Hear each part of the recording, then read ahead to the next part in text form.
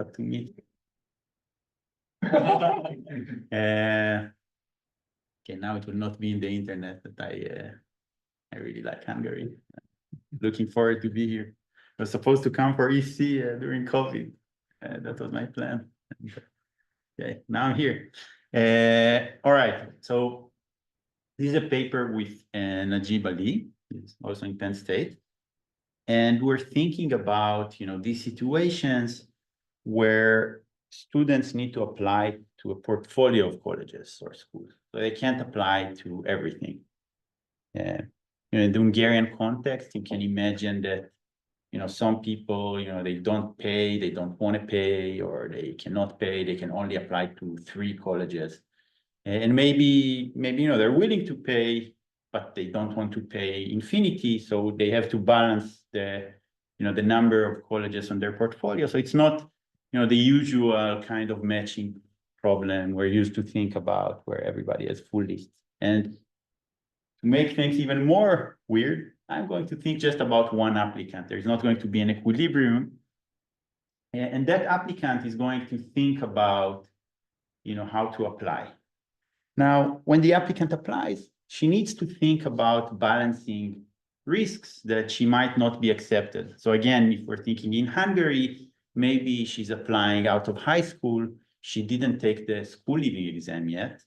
And if she's going to do well on school leaving exam, she's going to be accepted in many places. She's going to be above the cutoff of many places. But if she's not going to do well, maybe she's not going to do amazingly. But there are also idiosyncratic risks, right? There maybe, this year everybody want to go to your university, I don't know, like to some program, and suddenly that program has a high cutoff. So there are these 2 kinds of risks that you might be facing. I'm going to focus in this talk on the correlated part of the uncertainty. So this fear that I might do very well or very poorly in the school leaving exam. All right. So what a candidate might do in light of this sort of uncertainty is to diversify her portfolio. So you can see in many countries, the advice to apply to a portfolio with some rich schools, very like Corvinus, and some match schools where you think you're going to be accepted, and some safeties to diversify your portfolio. This is the advice people are getting in America. It's very common also in the UK. It's very, very common advice. However, if you ask for the advice of the leading economic models that we are using to analyze the data, to structurally estimate it, to theorize about college admission, this advice is very bad advice. So the standard kind of model people work with was formalized by Chad and Smith in Econometrica 2006. And in their model, colleges' admissions decisions are stochastically independent. And what they find is that students should not apply to safety schools.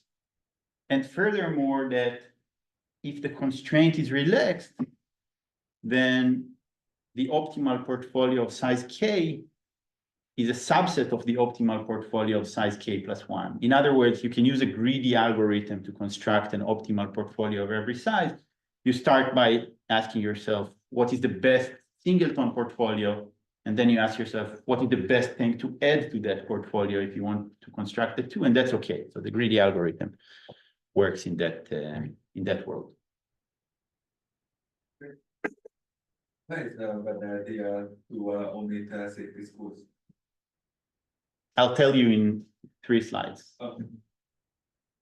Let's keep the suspense in the air. So it is understood.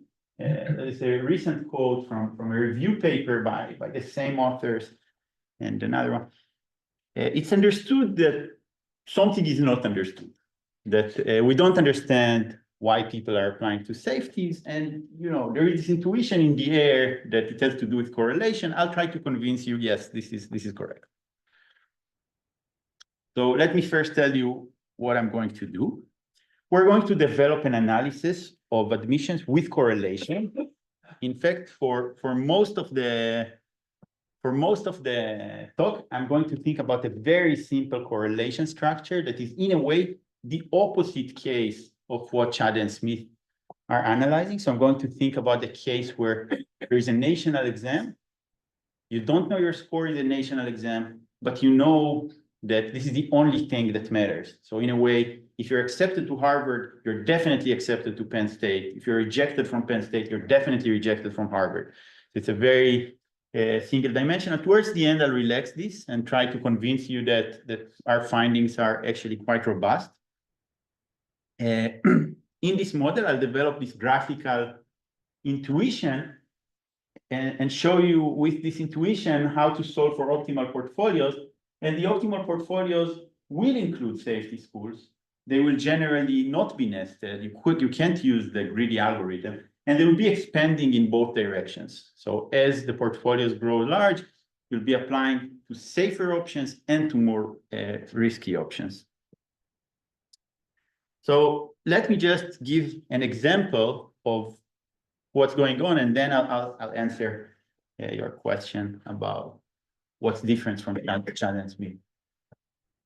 All right, so in this example, we have just 3 colleges.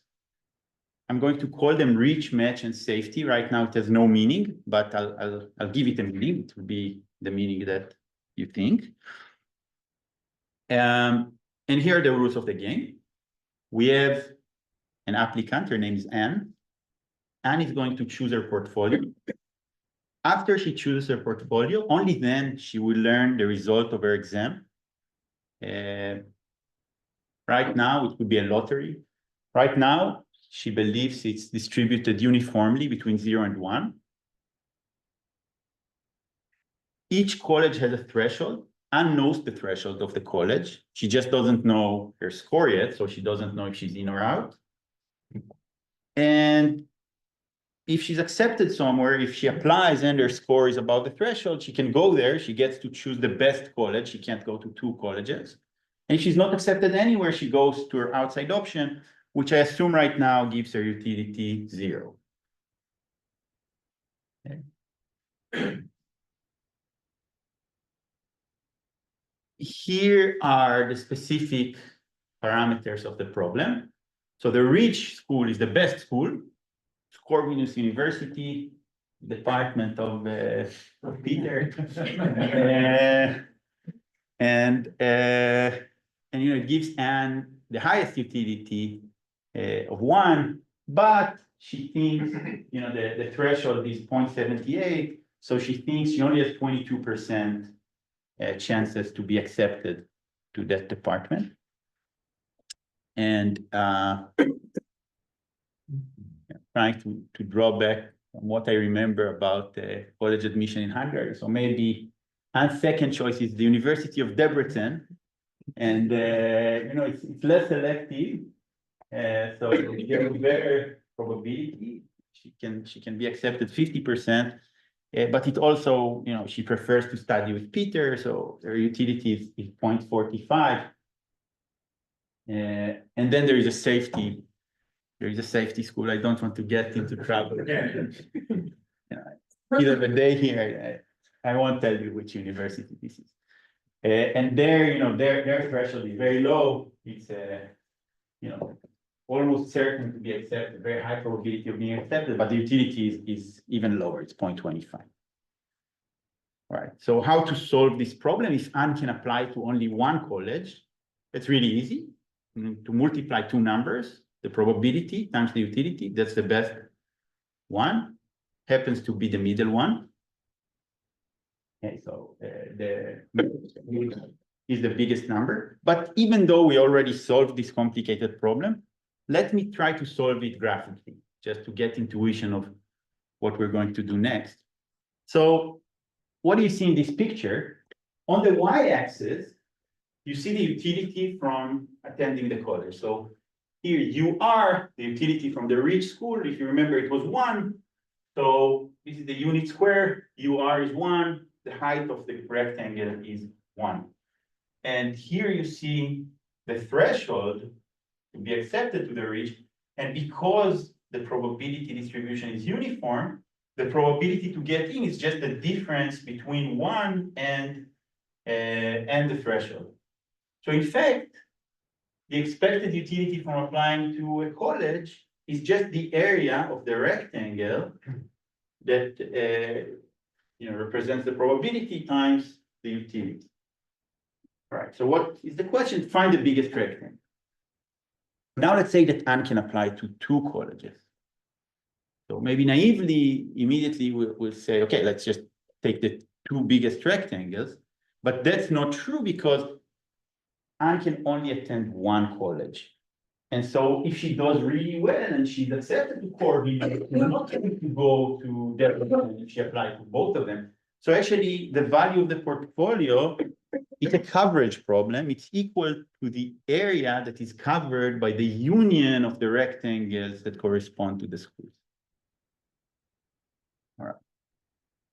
So what I want to do with this observation is to think about the 2 college portfolio now. And there are just 3 options. She can apply aggressive, match and reach. She can apply defensive, match and safety, or she can apply diverse, reach and safety that doesn't include the optimal size 1 portfolio. And I'll try to convince you that that's what she's going to do. So I'm going to do a horse race, and I'll try to convince you that this is what she's going to do. And the intuition will basically, if you understand this example, you understand the economics in the paper, the rest is just like the math. But the intuition is 2 things.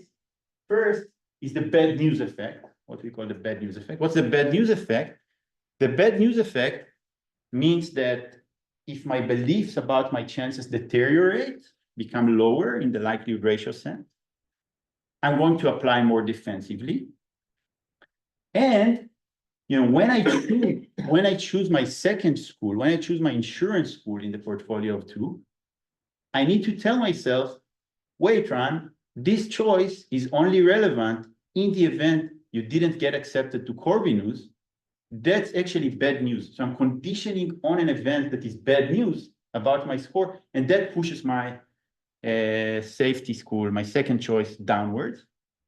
And similarly, there is a risk-loving effect. When somebody becomes more risk-loving, for example, when they have a good outside option, maybe now I discover I can work for Elon Musk without having a college degree, and that is better than college 1, than the lowest college. So suddenly I want to become more aggressive. So, and the thing is, when I can apply to multiple colleges, when I apply to the first one, I tell myself, well, it's not so bad if I get rejected by Corvinus because I still have this other application to use, and that improves effectively my outside option. So this is why the top choices become more aggressive. Let me show you the example. Yeah. But then your utility in this second case is not just affected by whether you are accepted to 1 college, but what is the other choice? Yeah, let me show you how it works. So let's start with the horse race between reach safety, so the diverse portfolio, that's the one we want to win, and reach and match.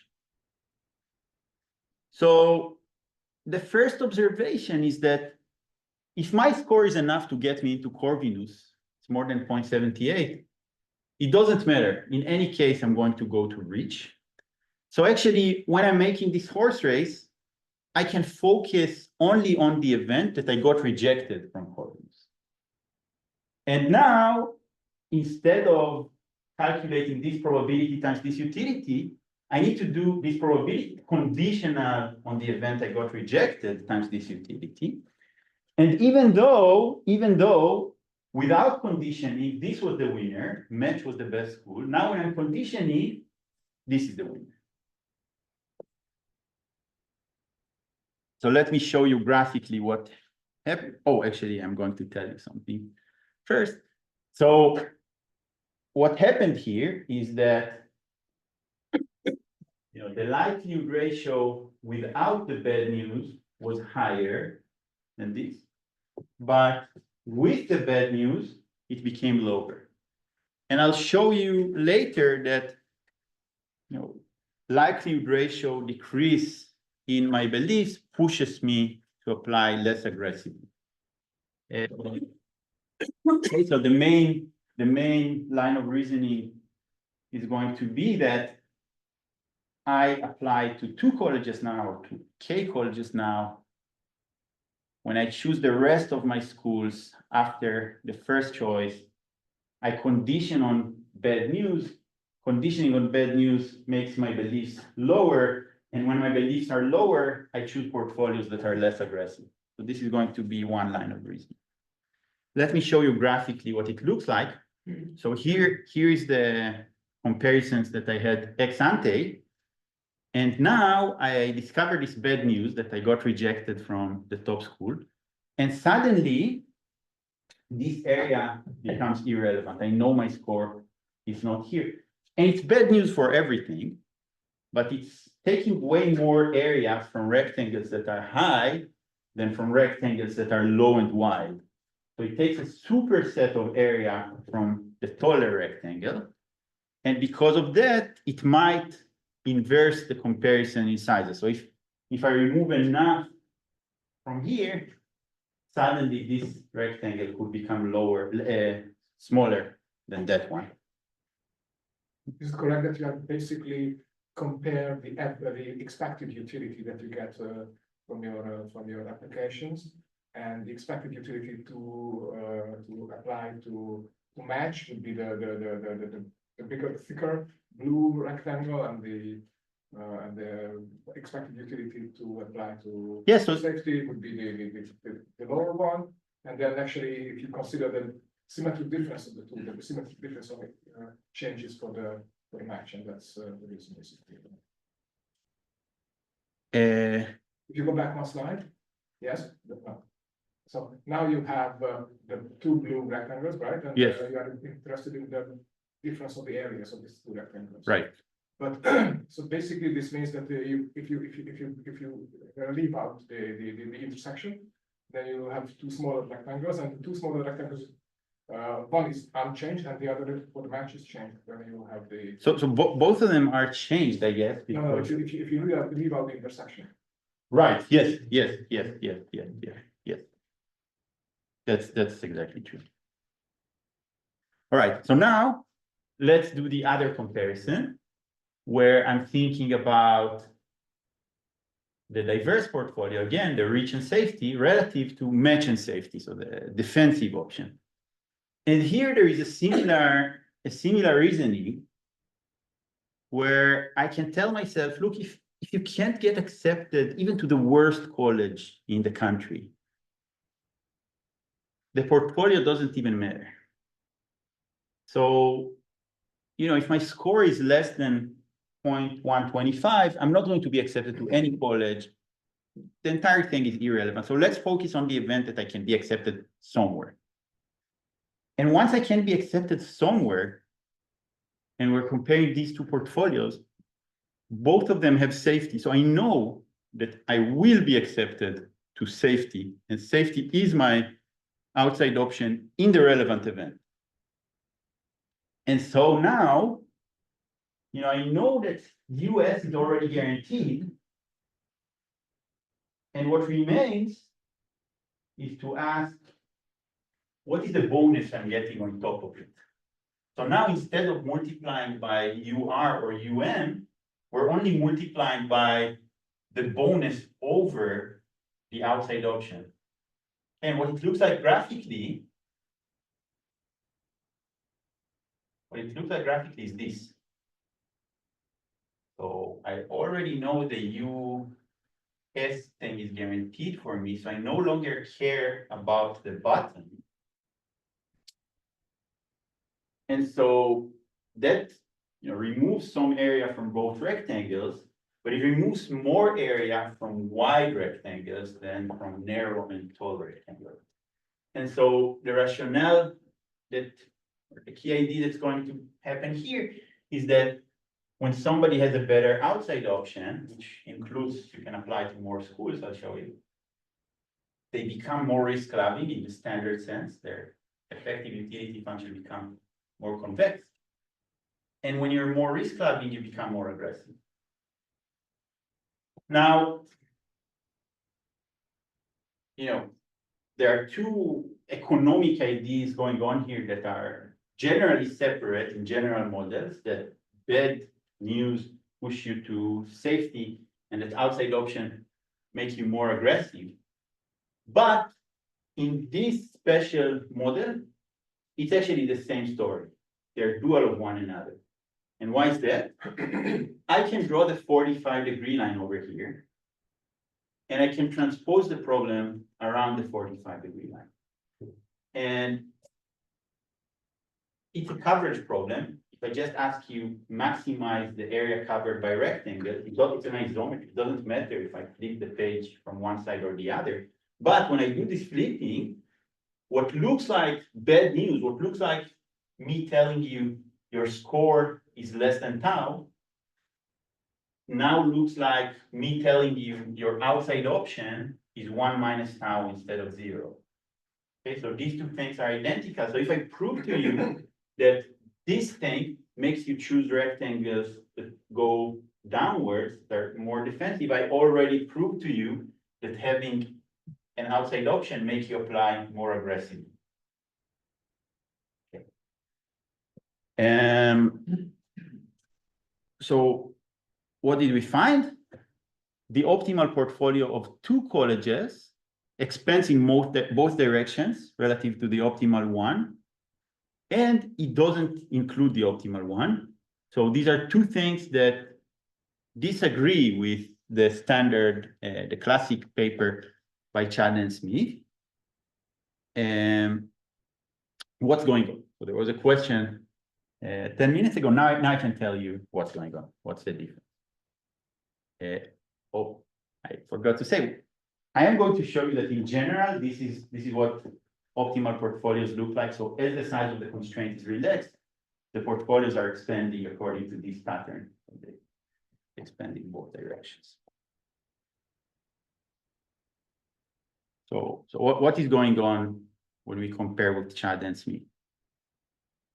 So what Chad and Smith assume is that admissions decisions are independent across colleges from the perspective of the applicant. So that doesn't mean, by the way, that it can't be that Peter is a stronger candidate than I am, and his chances in Harvard and in MIT are higher than mine. What it does mean, though, is that if Peter applies to Harvard and to MIT, and I tell him, you got accepted to MIT, and ask him, what do you think about your chances in Harvard now? I will have it will not influence his beliefs, because basically the assumption that from the perspective of the applicant, admission chances are conditionally independent is like assuming I'm an expert. I know everything there is to know about myself. I know like a sufficient statistic. And then, these guys, they read my letter, maybe they interpret them positively or negatively, but it's just random. And I cannot learn anything from being rejected by MIT about my chances in Penn State. Okay, so this is basically the assumption that is made. Now, what is happening when you make this assumption?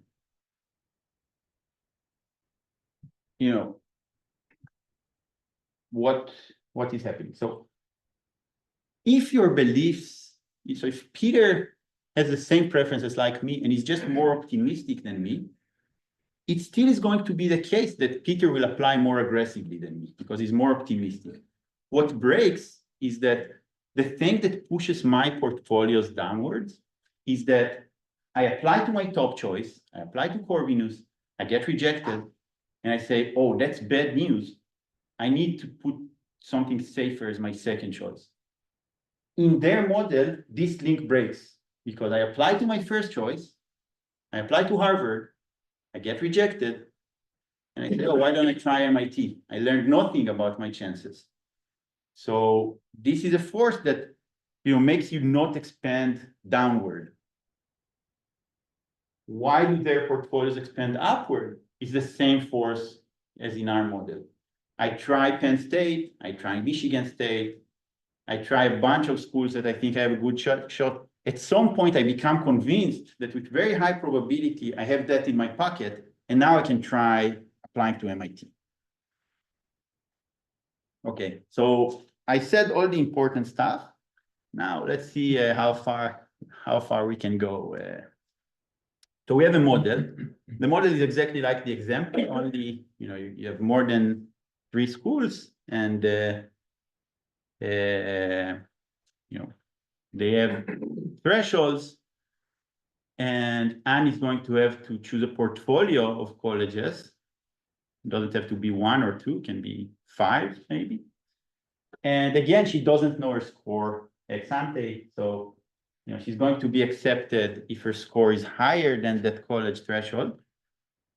And then she'll take the best option that accepted her. And if she's rejected, she has an outside option that gives her utility U0. Okay, so we're going to have a utility assessment. A utility assessment is just a vector that says what is the value of the outside option and what is the value of every school. And Anne also has beliefs about her score. I'm going to assume that they're given by this CDF with density and everything nice.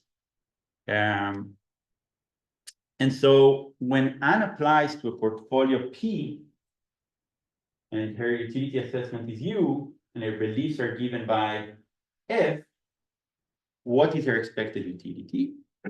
Well, there's going to be a set of schools where she applied and she got accepted.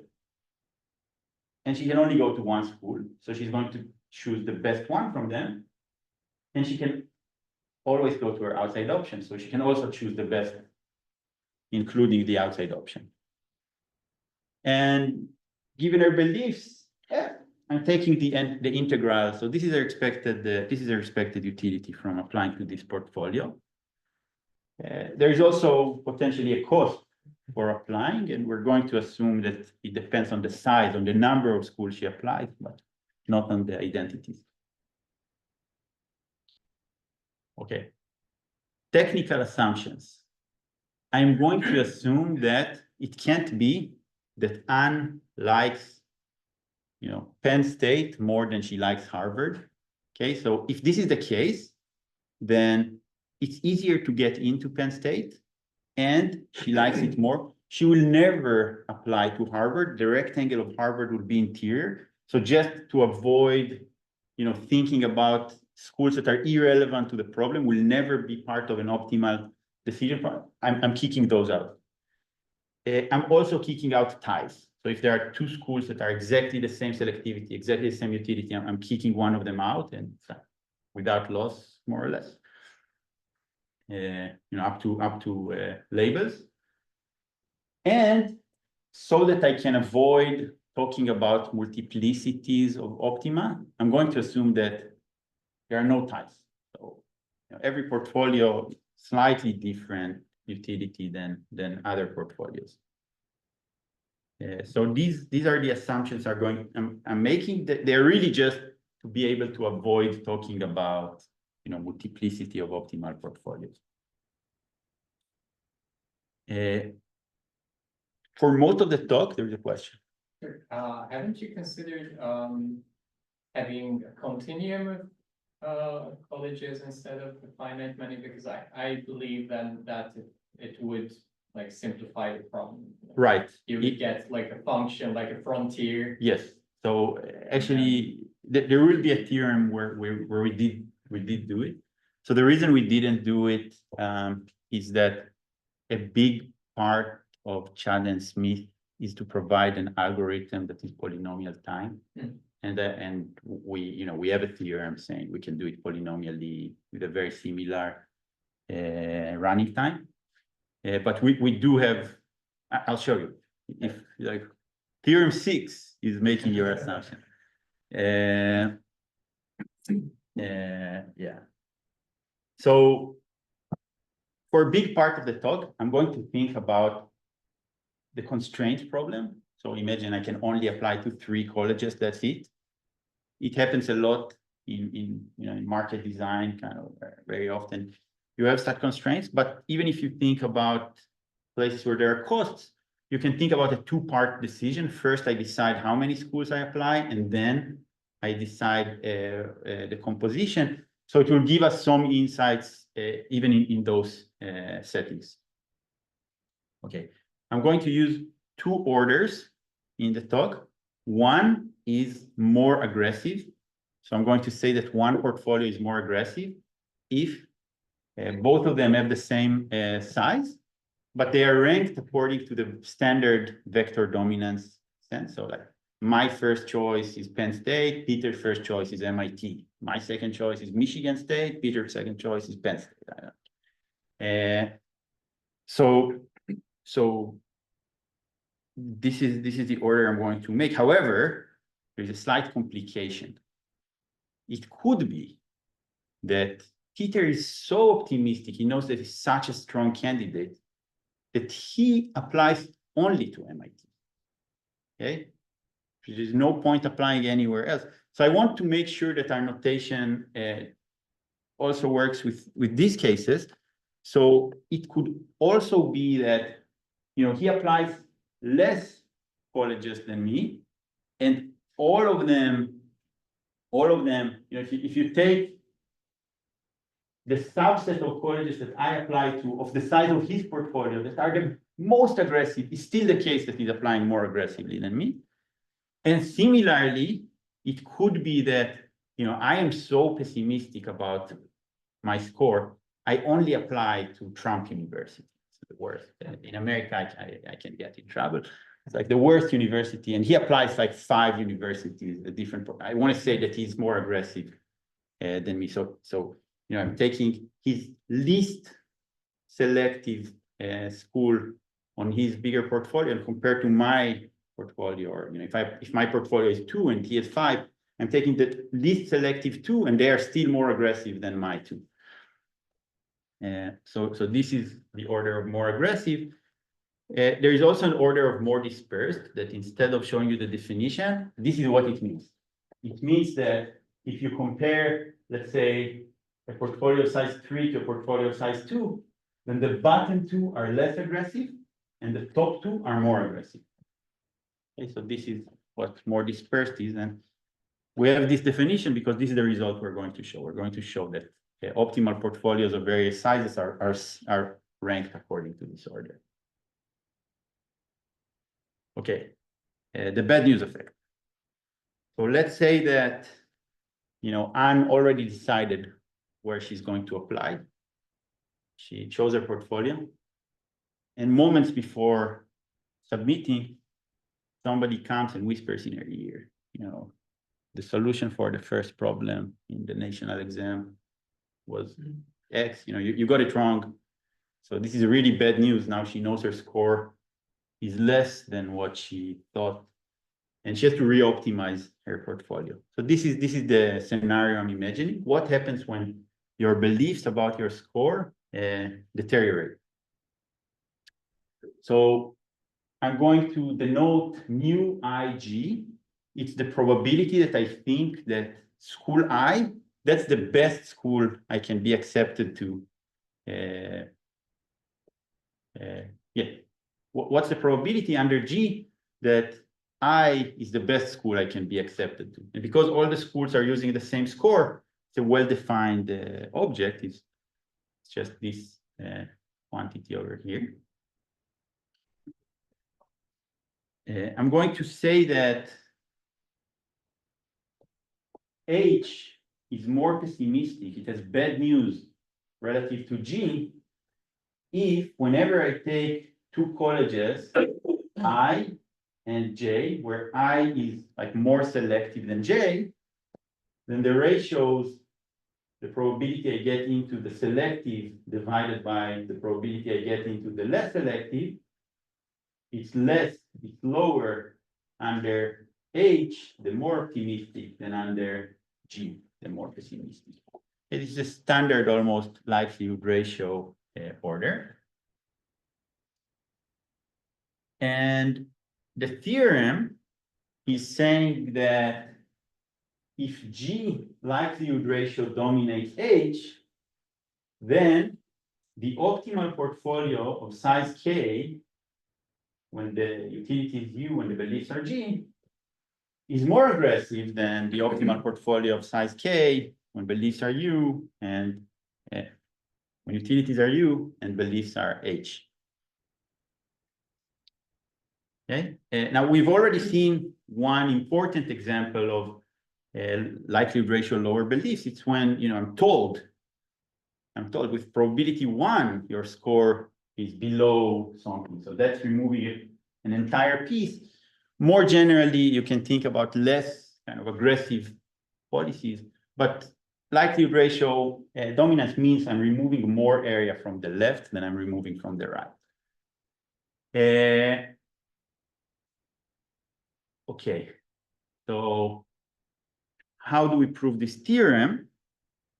So the first thing we do is to show that the first college, if I'm more pessimistic, then maybe I used to put my first college Harvard, and now I put Boston College, my first choice, something that is a little less selective because of what we saw before. So that a lot of area was removed from the top scores. But then you can use induction to show that this thing trickles down. And the reason is that when I was optimistic, my first choice was Harvard. And now I need to choose the rest of my portfolio conditional on being rejected from Harvard. And that's bad news. But it's not so bad news. I mean, I already knew I'm going to be rejected from Harvard with very high probability anyway. Now, when I became more pessimistic, I'm applying to a less selective school. And now I need to choose the rest of my portfolio conditional on being rejected from this less selective school. So the news become even worse. And so, you know, now I need to choose K-1 schools based on this, based on the information I got rejected from this less selective school, and the thing trickles down. Now, I am lying here a little bit because actually a lot of the hard work is to show the first school became less aggressive, because what we've seen before is that when you have the same outside option, bad news push you to be less aggressive, but you don't have the same outside option because you're re-optimizing your portfolio. So actually a lot of the hard part of the proof is to show this guy over here, but you know, we proved it. Okay. Now let's see the risk loving effect. So let's say that again, Anne already chose her portfolio, and just before she applies, Elon Musk comes and tells her, you know, you can work for Tesla without a college degree. You know, and now she can re-optimize her. Portfolio. So I'm going to say that one utility assessment is more risk loving than another if, you know, here I'm taking this max. What is this max? This max is saying, you know, you can always take the outside option. So, you know, what is the value of being accepted to Corvinus? It's the max of Corvinus and the outside option. Okay, so this is that max. And now I'm saying if another utility assessment is a convex transformation, once we take into account that you can go to the outside option, then it's more risk loving. This is the standard Aeroprat kind of approach, just taking into account that you can always take the outside option. Okay. And the result is saying that if one utility assessment is more risk loving than another, then the optimal size K portfolio of the risk loving person is more aggressive than of the less risk loving person. You know, we've seen one example of increased outside option of becoming more risk loving before, which is increased outside option. So you can see that if my preferences remain the same and just Elon Musk make me an offer, then suddenly I have this higher outside option. So my utility becomes max UI and the higher outside option, but it's the same as max of what I used to have, max with my new outside option. So it's a convex transformation of my old utility. And so I'm more risk loving, but it's more general than that. And, I always stop here and give credit to my co-author that really like in act of brilliance, thought really hard about what will be a great notation that will explain our proof. And he came up with the ordering, risk clubbing, and likelihood ratio that, if you transpose them, you'll see that one is the dual of the other. So I feel like this is our biggest contribution to the literature. And that already tells you exactly the proof. So what is the proof? The proof is, you can bring the problem to look like this. You can transpose it around the 45-degree line. And then what used to be the mathematic definition of likelihood ratio dominance becomes that you are more risk Change liable. right left to left right. Exactly. So this is like, just to outline the steps, what you do, you take the utilities and you normalize them. So they lie between 0 and 1. The outside option becomes 0. The best school give you utility 1. You take the distribution and you apply the probability distribution transform. So the thresholds are now in terms of quantiles of your beliefs instead of the beliefs. So now it's as if the distribution is uniform. And now we can draw the picture in the unit square. We transpose around the 45-degree line. Utilities become probabilities. Probabilities become utilities. And just you write down the definition, and likelihood ratio dominance becomes a convex transformation of the thing. So, so this is the proof. Oops. And now I'm ready to state, the main thing I want to say. And after that, I'm happy. So I have some other results. We can talk about them. I cannot talk about them. I achieved my main goal. So this is the sort of the main theorem that says that larger optimal portfolios are more dispersed and more diversified. Basically, let me remind you the definition of dispersion. It says that if we look at the optimal size 4 portfolio, then the top 3 are more aggressive than the optimal 3, and the bottom 3 are less aggressive than the bottom 3. This is our definition of dispersion. So that's what I want to show you. I'll show you for the case of K and K plus 1, because the rest follows by induction. So I'll show you that K plus 1 is more dispersed than K. And so I need to show 2 things. First, that the top K of the K plus 1 are more aggressive than the optimal K. And then that the bottom K of the K plus 1 portfolio are less aggressive than the optimal K. And the way we do it is in 2 parts. The first is we say, how you choose optimal K plus 1 portfolio? You first decide about the dream. You first decide what is the best school you want to go to. And then you choose K insurances that will only be relevant if you are not accepted to the dream. And because you're rational, you understand that if you're accepted to MIT, you're going to go to MIT. So, the other insurances, they're only relevant if you get rejected from the dream. And so, you should condition on being rejected from the dream. And no matter how selective the dream is, if you had a chance to go there, being rejected is bad news. It means your score is less than something. And we've seen in theorem 1 that getting bad news makes you less aggressive. So this is why optimal portfolios expand downward. This is why the bottom K are less aggressive than the K I would have chosen without having a dream.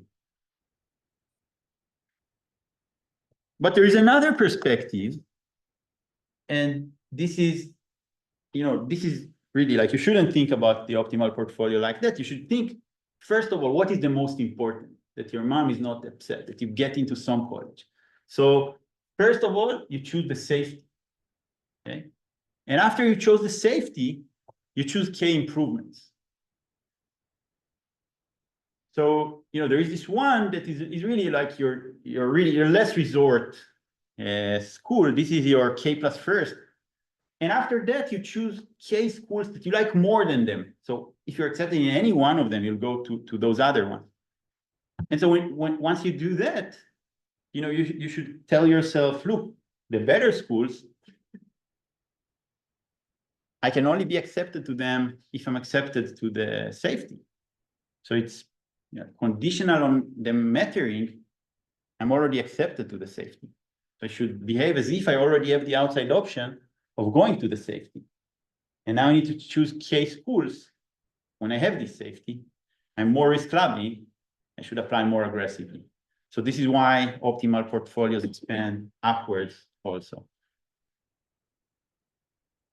Okay, and if you want to think about costs, then you can say, you know, if the marginal cost go down, I will choose to apply to more schools. And when I apply to more schools, K went up, I apply more diversely. So there are a bunch of empirical papers that find that when marginal costs go down, or when, you know, in design scenarios, the constraint is relaxed, people expand in both directions. They try to the stars and they also put safer schools. In terms of theorem tree, do you actually assume that there is always a better and a worse choice? So it's always a weak inequality. If I adopt our friend's assumption here, then it will be strict. Yeah, so you know, if you're already like applying to the best school in the economy, you can only expand downward. Yeah, but the definition of being more dispersed would work even if you have a cap on the top and a cap. Yes, on the bottom. it works, but it will be like with a weak inequality. Yeah, but I mean, okay, let's say in a more refined sense that you're more selective in your above the median choices and your below the median choices. No, so my thing is stronger than that. It says that, you know, the top two are more aggressive than the two, and the bottom two are less aggressive than the bottom two. So it's really like this zigzag pattern. It's very structured. So if you're already hitting the cap, then, you know, there will be inequality. You'll have the top one the same, the top two the same, top three the same, and the last one will be less aggressive. Or if you're capped from the bottom, it could happen. But if we have richness, if we have continuum, then it will always be strict. Where are we? Yes. Okay. Can you? So I don't know. Like economists don't like destructive results. So like you can criticize us by saying, you know, there was this thing, it was working, there was the algorithm. We're working with data.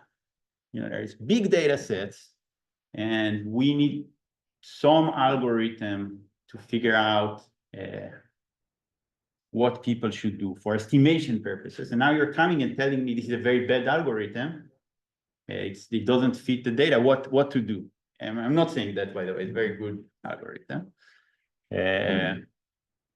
So it's great, and it actually works well in a bunch of scenarios when there are multiple tie breaking, when we think independence is a good assumption, but not always. So this is a critique that we might face, and in fact, the reality is that this paper started with me sitting in a kind of empirical talk, and the person saying, "Look, I have this." It was Kenya Jai, it was a data set in Ghana.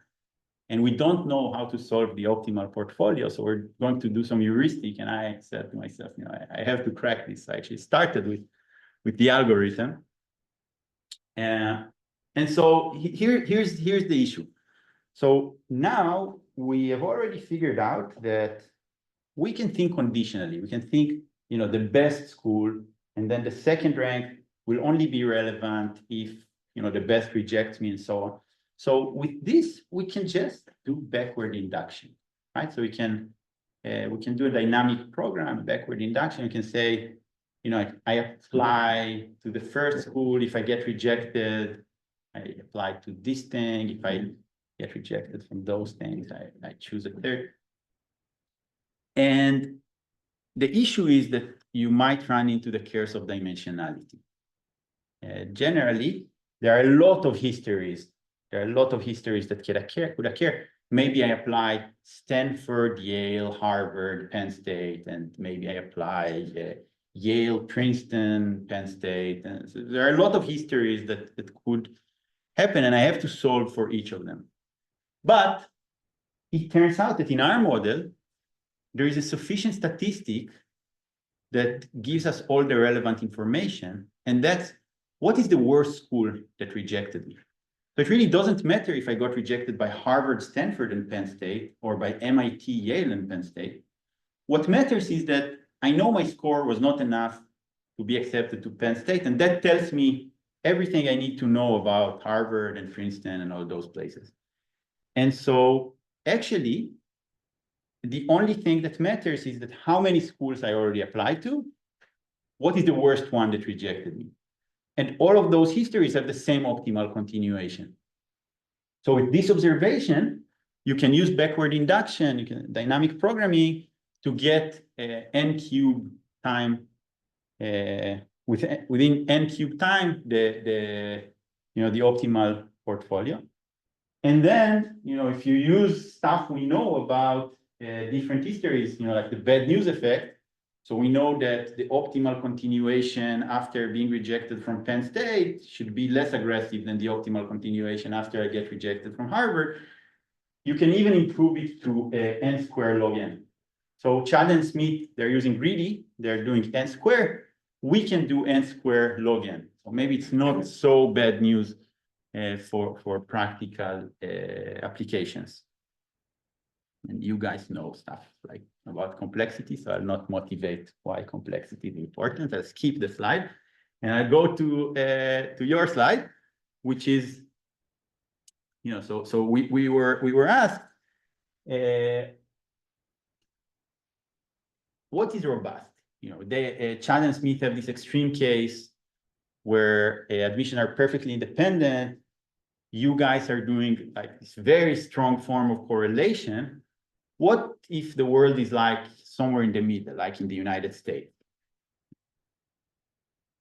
So we have this model where every school has their own threshold, and they observe a score, which is a combination of a public score and a random, private component. So maybe there are people that are a good fit with Corvinus, and they're not a good fit with Etvos Lorand, and vice versa. So there is like something very correlated. So there is this S that affects everybody, and there's the epsilon I that affects each school independently. Okay, and then you can ask yourself, what is happening? And by the way, if rho is equal to 1, then this is our model, like everybody sees the same thing. And if rho is equal to 0, then it's Chad and Smith. Everybody has like their own private thing that is independent. And what we show is that every optimal portfolio that has more than 2 schools, so long as rho is not 0, will have a safety school, a school that is less aggressive than the optimal one. Under your assumption, it will be strict. Okay. And that if we have just discrete types of schools, but many copies, then as the size of the portfolio grows large, the number of the best school copies and the worst school copies, they explode to infinity. So you just diversify across the board. Okay,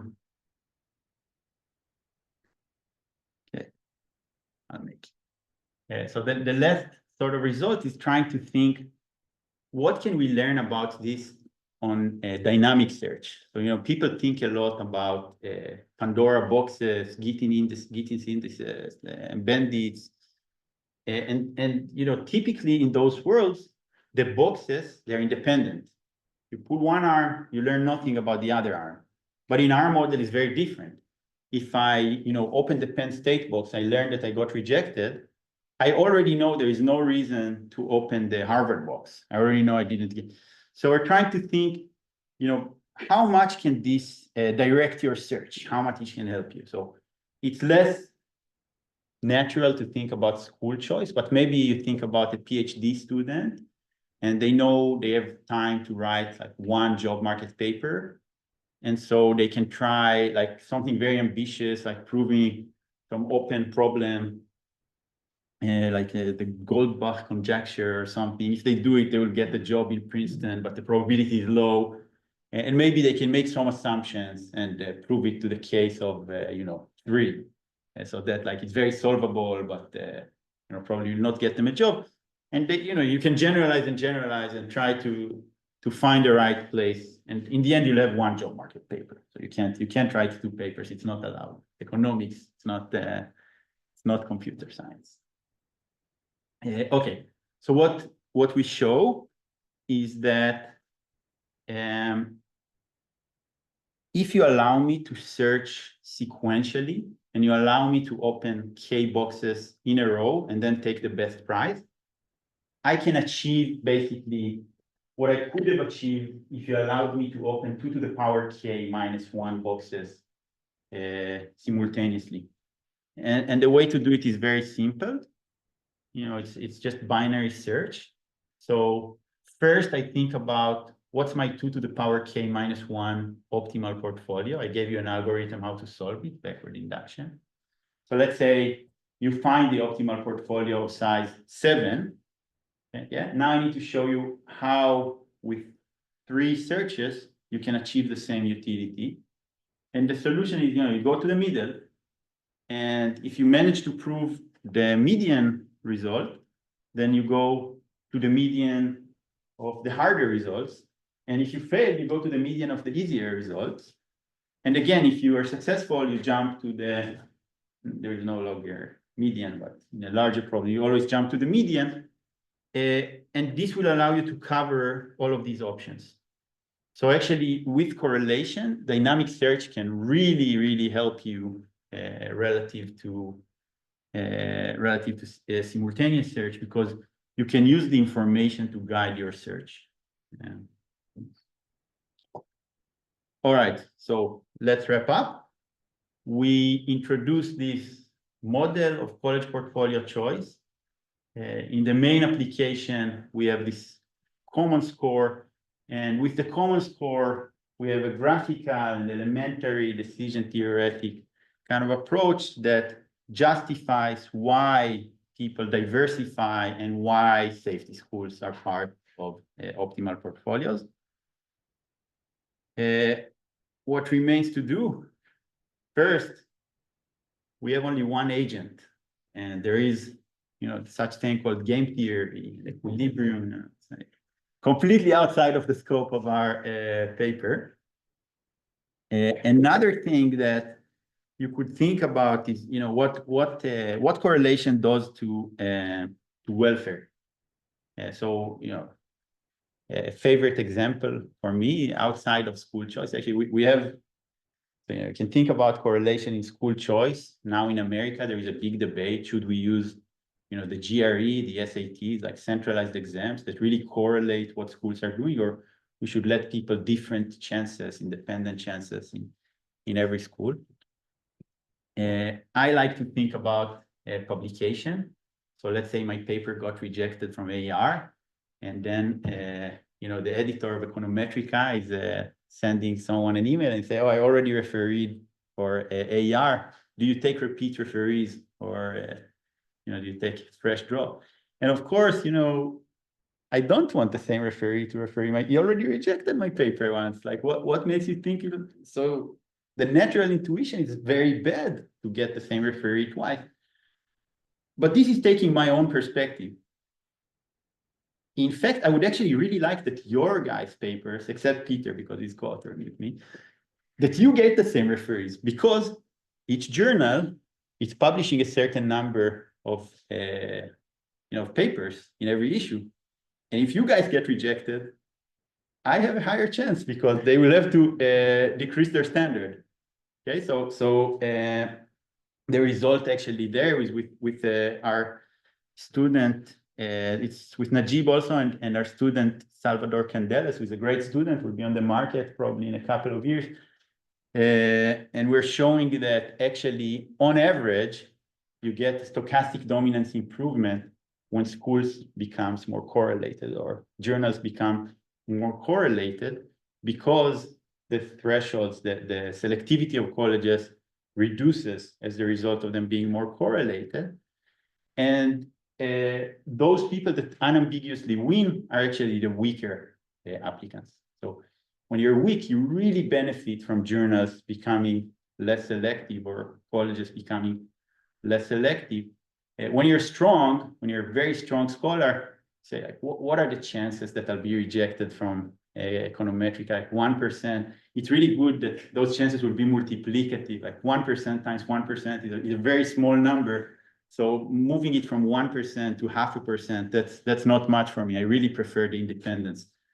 And another direction I think would be very interesting is to kind of think about more seriously, you know, we had this one example, more seriously, like the Pandora box setting. What could be said once there is a correlation between the boxes in a labor market? All right, that's all I have. And I think I'm only 1 minute over time or something. I can smell that I'm over time. Yeah, so the piece is already here, so should keep it short to increase the, or keep the temperature of the pizza high enough. So maybe one comment is that actually this mixed model is quite relevant, I think, for secondary schools in Hungary, because we have the written exam that, you know, giving basically the same scores across schools, but after that there is the interview phase. In fact, for the interview phase, you only have 1 week to do that. So basically there is a physical limitation. So a child would go up to 5 schools at most, I guess. Yeah. I just wanted to have a question on this, actually, that which wasn't clear. I mean, I'm an empirical guy, so it wasn't clear whether you're so this whole procedure is for decentralized systems, right? When each school or each university decides on their own, but do they have to also sequentially apply, or is it in your model? Is it possible to apply at once? In my model, you have to apply You it have to once. apply once. You have to. The issue is that it doesn't even matter if it's centralized or decentralized, so long as you think, you know, there is this exam, there's one criteria, and you tell yourself, you know, I'm applying at the same time, but I already know that if Harvard accepts me, I'm going to go there. And so I should choose the second one as if I already applied and as if I already got rejected, because, you know, that's the only case that the second choice is relevant. So the entire point is that even though you're doing all of that at the time, you should think about it as if you're doing it sequentially, because you know your utility and you already know that the first one, you're going to take it if you're accepted. So the second one, you should pretend that the rejection already happened. Right. In the beginning of your talk, you told something that I might have misinterpreted. As far as I understood, you told something like that if you would like to find an optimal portfolio for your applications, then you can do it greedily. I mean, you take the best possibility that you can have if you apply for one, and then you take the second one that increases your expected utility as much as. So did I understand correctly? You understood it correctly. It was just not about my paper. So this is about the paper where they assume that admission decisions are independent. I see.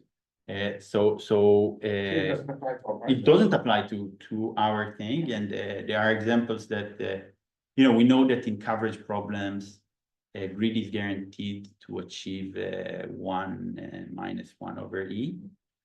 I have an example in this kind of coverage problem that, you know, I don't know if exactly you can achieve the lower bound. I think potentially it could, but it can be pretty bad. So the first example that I showed really doesn't work because the optimal portfolio is of 2. It doesn't include the optimal portfolio of 1. But actually what you said in the beginning is an advice that like you should select some which are reach, some which are match, and some which are safety. I mean, of course, these are like 3 categories, but what you found is in fact like very similar. I mean, that you need to diversify your portfolio. So I would say it's like a good, or at least like a intuitively similar advice. Yeah, so I think that's the thing that you know, people that work in it fully understand that this is what you should do, and I think that's like a piece of evidence that the world is to some extent not independent. Yeah, so, but still there is a difference. So in this advice, it was you should pick 3 rich choices. Yeah. And 2 ones and 1 safety. So what do you think? What is your intuition? What is behind this bias? Okay, you're giving me the opportunity to advertise my work. I think, you know, you people are not very rational.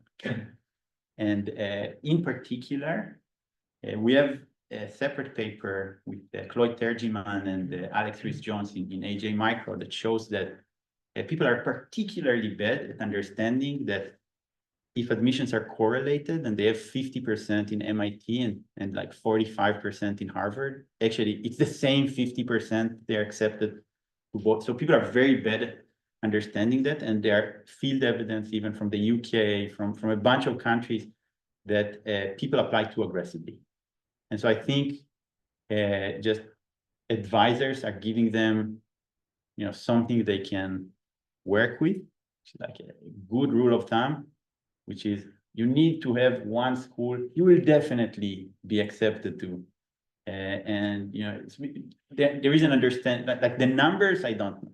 3 and 2, it's like voodoo. I don't know if there is any reason why they chose those numbers. Okay, I want to keep you away from the Needs to pizza. be developed to understand, maybe with bounded rationalism or something like that, or already in that paper, maybe. No, you can do better. Okay, so let's go for the pizza. Thanks again. This is outside.